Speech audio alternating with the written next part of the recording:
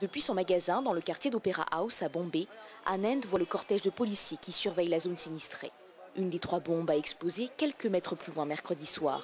Malgré la panique, ce commerçant n'a pas eu d'autre choix que de retourner au travail. Nous avons toujours peur au fond de nous. Nous ne savons pas si nous rentrerons à la maison le soir. Tous les jours, Anand s'inquiète. Outre le triple attentat de mercredi qui a causé la mort de 17 personnes, en 20 ans, Bombay a été la cible d'une trentaine d'attaques, tuant plus de 600 personnes.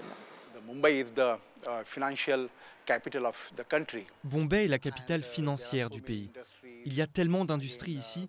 C'est une ville cosmopolite et à cause de cela, si un événement se produit ici, une catastrophe naturelle ou des incidents comme des actes de terrorisme, eh bien cela devient le centre d'attention pour tous les citoyens dans notre pays.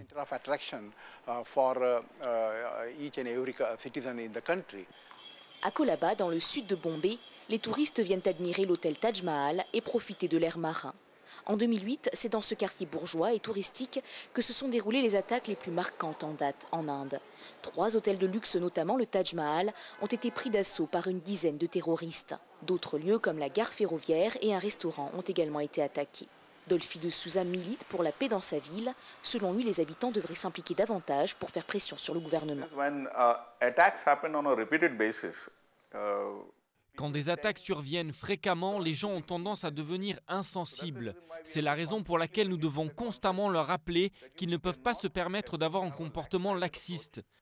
Les citoyens devraient selon moi être constamment en alerte pour s'assurer que le gouvernement ne s'assoit pas sur certaines mesures qui pourraient aider à prévenir les attaques terroristes. Pour l'heure, l'enquête suit son cours difficilement. Les 3 attentats de mercredi n'ont pas été revendiqués.